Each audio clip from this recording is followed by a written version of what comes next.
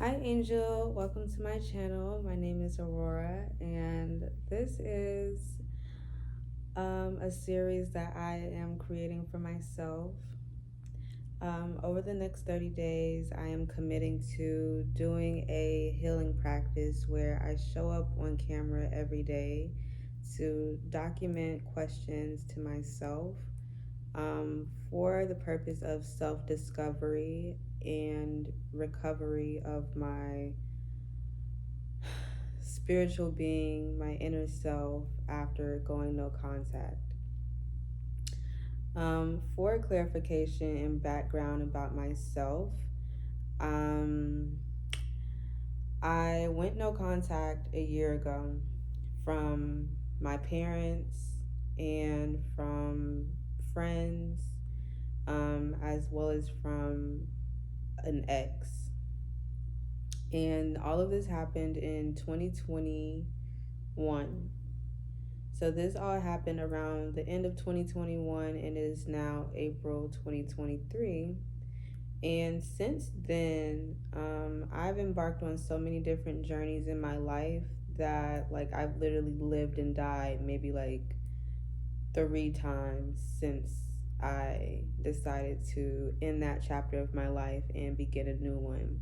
And the experiences that happened in between those 2 points in time, or in between these 2 points in time, have completely deconstructed my idea of myself. And so if you're not familiar with what no contact is, no contact, if you're not familiar, is basically when there's a narcissist or an abuser in your life who you know that you need to separate yourself from for your well-being. And going no contact can be pretty hard for a lot of people because of whatever circumstances they're going through, especially when you're in a relationship with a narcissist who pretty much knows your every move, or if you're in a long-term relationship with a narcissist who keeps tabs on you and makes it hard for you to even try to plan an escape. That can be really scary and really risky. So going no contact for me was something that I decided to do literally in the middle of the night, one night when I was living with my boyfriend. And I just feel like there's a lot of things that happened that led up to me deciding to go no contact forever. And the biggest one was just realizing my worth. Even in the depths of me being devalued and me being, discarded as well simultaneously. What narcissists will do is pretty much take you off of the same pedestal that they put you on when they met you. And they'll, make your head big, tell you how beautiful you are, tell you how special you are. And then not too long after, it'll be other people in the picture that they are triangulating you with, or trying to make you feel bitter or jealous about, or having to question. And my self-confidence became really low. So in the relationship that I was in with my ex just made me feel extremely insecure. And even a year later, after going no contact and literally not even dating anybody else in that time frame of literally not speaking to my ex, I've just realized that I've changed a lot. I realized that I realized that I was trying to get back to the old me, while healing. And I was like, there is no old me. There is no old version of me to go back to. The version of me that I would be trying to run back to is a version of me that was still in love with that person and not knowing my worth and being very naive. And I'm also documenting this because no contact isn't only in a romantic sense. I had to go no contact with my parents as well, which was also very hard for me. So this journey in itself is me discovering who I am, past the identity that I had when I was, working through trauma, or the identity that I was holding on to when I was in contact with these people that didn't serve me at my highest good. And so I'm going to be asking myself very deep and vulnerable and intimate questions about myself, according to the chakras. And I'm kind of preparing these questions beforehand, but I haven't necessarily dove deep into them to ask myself. So I'm just going to get into it so that this can be like a short, um, I'm literally ready for bed. I'm gonna make it more intimate as the days go by, but because this is my first day, I just had to get a disclaimer out. And like, I haven't even told too much of my backstory, and I don't know if I'm going to yet. But this is just for me, so I'm gonna get my first question and answer it. Okay, so the first question is for the root chakra, and the root chakra has to do with feeling safe, secure, and stable in your relationships with others, as well as with yourself, as well as within your environment. So, the first question that I have for myself today is, how was the feeling of insecurity triggered in your past relationship? And how does that feeling of insecurity show up in the relationship that you have with yourself? So I will answer that by saying the feeling of insecurity in my past relationships. Um, Insecurity came in many different forms, and I'll talk about it first from my parents. And insecurity came in the form of everything.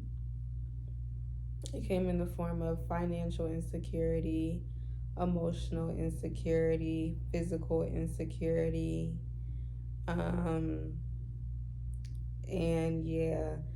So I'm the oldest. Excuse me. I'm the oldest of four younger siblings,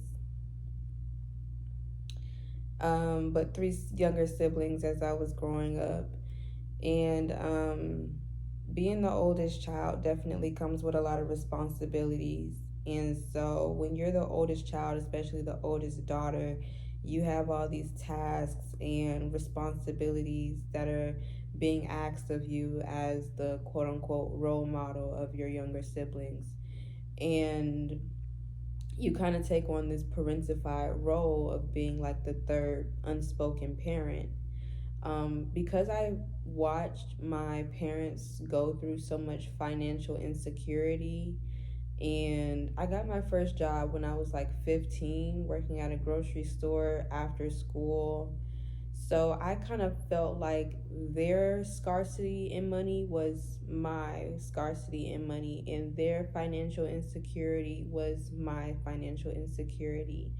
And that working my ass off for the bare minimum of work, or working paycheck to paycheck, was the norm, so that I could, get things that I wanted for myself. I wasn't being asked to pay bills or anything, but I did have to pay my own phone bill, and I did have to buy my own clothes. And if I wanted to just so happen to do extracurricular things, I had to pay for that by myself.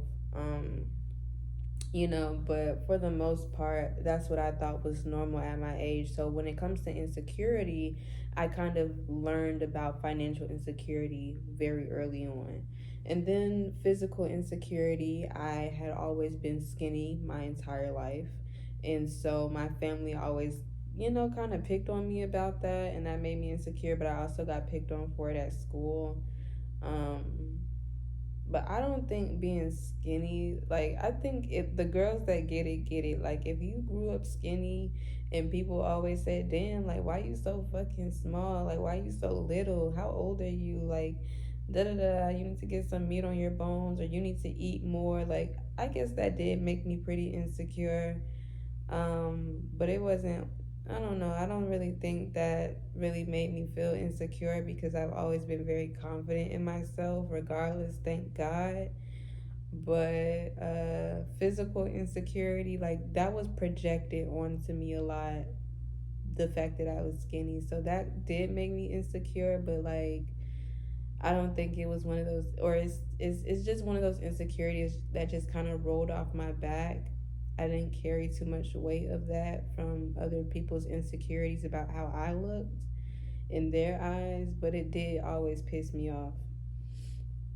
Now, emotional insecurity. My parents definitely were very emotionally unavailable, and I think a lot of us can relate to having the type of parent in the home, whether it was your mother or your father, where they were definitely physically present. They were always around the house, but they weren't emotionally there.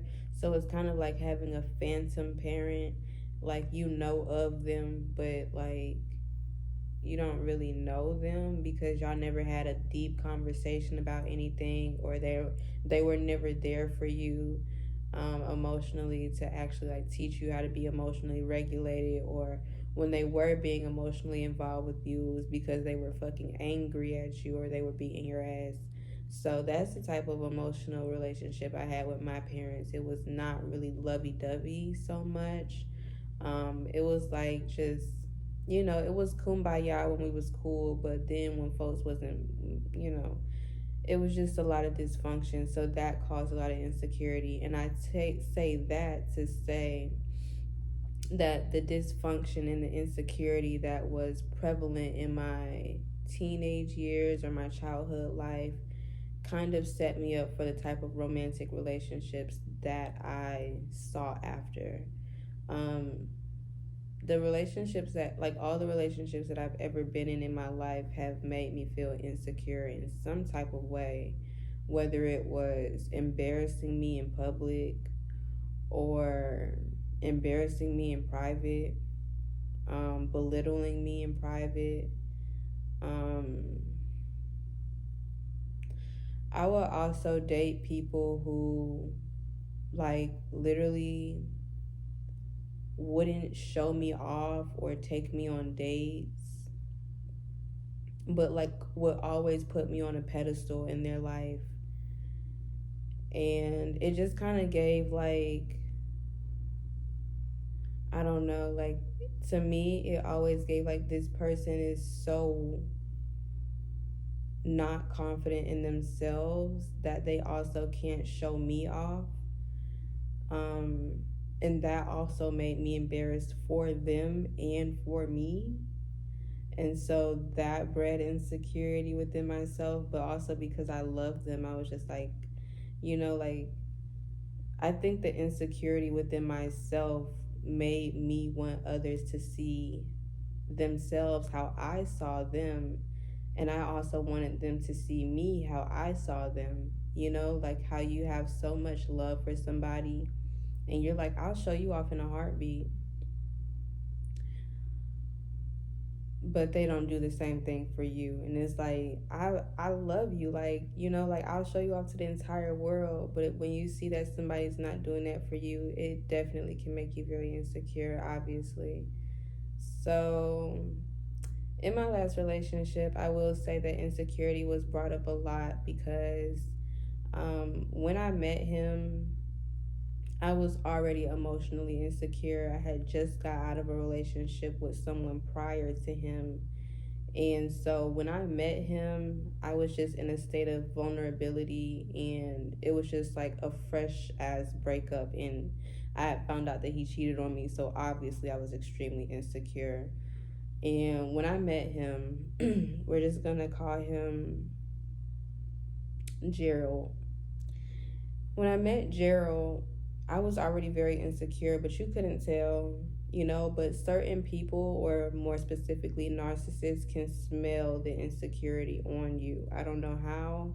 I really think it's some vampiric shit, but I really think they can just smell the energy of anxiety and lingering, like, just disgust at yourself. And literally, that's how I was feeling about myself in that point in time when I met Gerald. So, you know, I feel like insecurity came up in that relationship a lot because I was going through a lot mentally. I was self-harming at the time, and it was just a lot.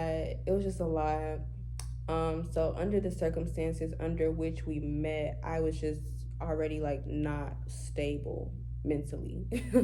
um, so I felt really insecure. Like that energy that we met in was the energy that set the tone for the rest of the relationship. I will say that.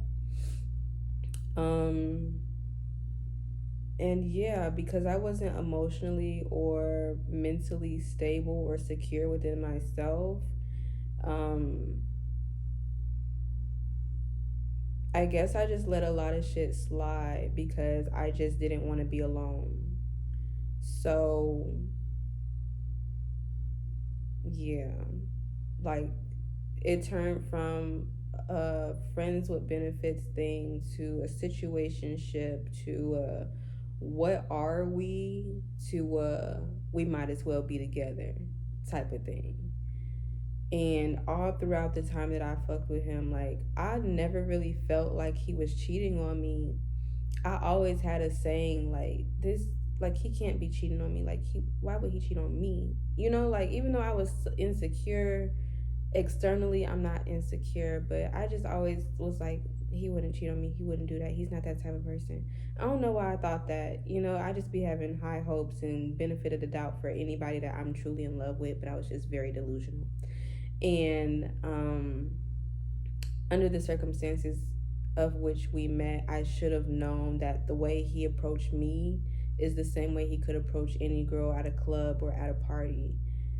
If you meet somebody at a party, 9 times out of 10, honey, you not the only one. That's just that on that. But I felt like my insecurities definitely ate me up in the whole relationship because um, it would get to the point where I would suspect that he would be talking to other girls, and I would just kind of be like, I don't want to deal with another cheating situation again. Like, I'm just gonna leave. It is what it is. I'm not checking phones. I'm not finna keep bringing stuff up. I'm not finna keep checking your Twitter. I'm not finna keep checking your likes. Like, that shit hurts my heart. So I really just let a lot of stuff go under the rug, and I just wanted to, keep shit under wraps and not make a big deal out of it so that I wouldn't continue causing arguments because, of course, a man is gonna deny, deny, deny. So that made me very insecure. And so to talk about how that shows up in my relationship right now with myself, in this present day and time,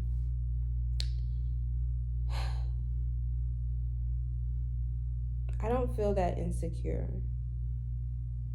I definitely don't feel as insecure as I was a year ago.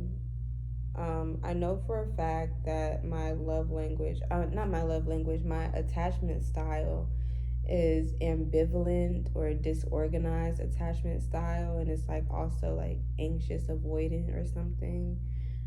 Just based on like the statistics of the trauma and things in that nature. But I'm smart enough to know how to maintain a secure relationship if I really wanted to. I've just never been given the opportunity to maintain that or like even be introduced to one. So, yeah. For the time being, I feel that I do have a lot of characteristics that kind of make me like insecure or insecurely attached to other people. Now, I'm very securely attached to myself. I feel like I am my safe space. I feel like I can trust myself. I feel at home with myself. But I think my insecurity comes up more often when I'm being involved with other people and their motives. That's where I feel like my insecurity comes from.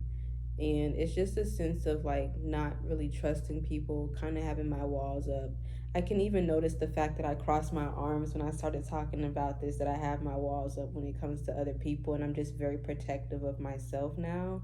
So, yeah, ways that I think that I can work on this is to just, I don't know, practice being more open to other types of relationships with people. Or,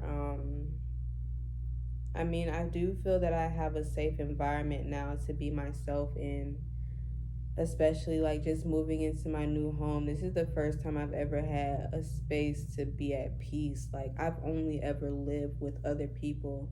I've only ever had other roommates that I've lived with, or other people, like, you know, my family, or living with my ex, or living in a rooming situation. Like, I've never lived alone. So when it comes to financial security, I feel so stable and grounded and safe in this space because it's my own, and I don't have to worry about anybody like being in my space. And I think that's a double-edged sword, because I leave my house when I know I need to get out and mingle with people, but I'm also very picky around the type of people I'm around and who I even allow to like be someone that I consider someone I talk to like for more than 3 days. Like, it's so hard for me to create long-term relationships or friendships right now because folks be on mad weird shit.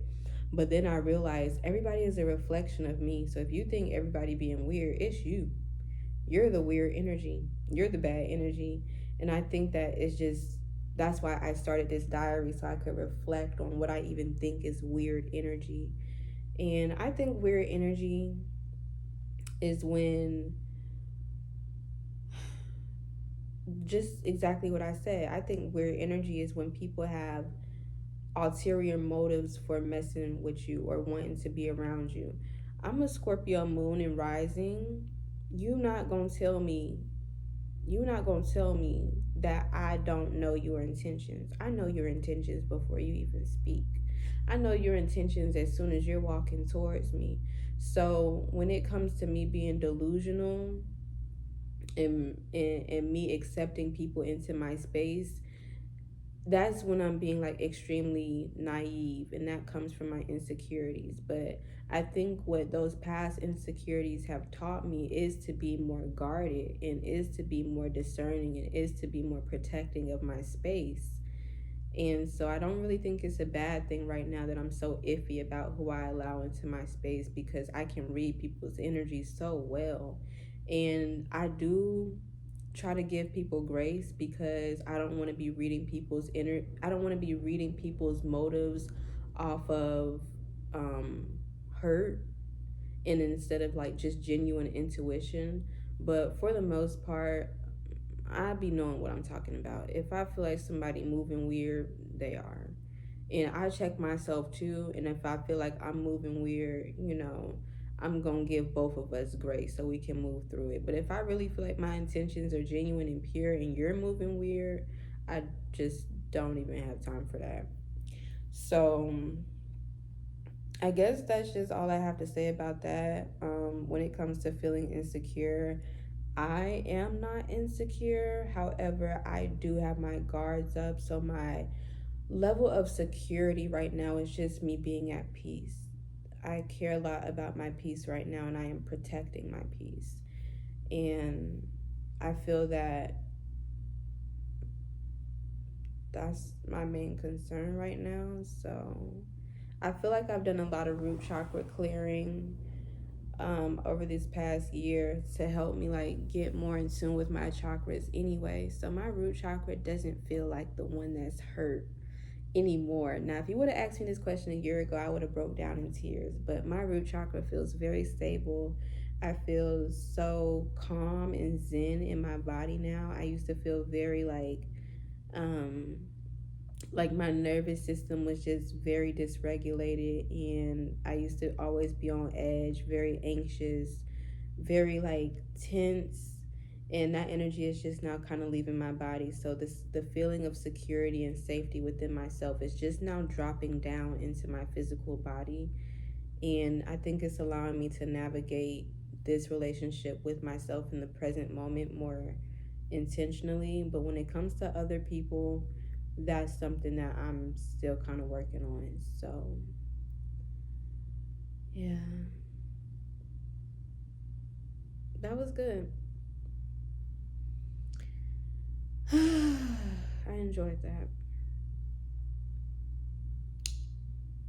I hope you enjoyed that too. If you resonate with this energy, or if this inspires you to start your own little video diary, I definitely encourage you to, because I do not have a therapist. So this is really, really, really much needed for me. And I'm excited to continue this 30-day journey because I have a lot more questions that I need to answer out loud. So, see you for day 2. Bye, Angel.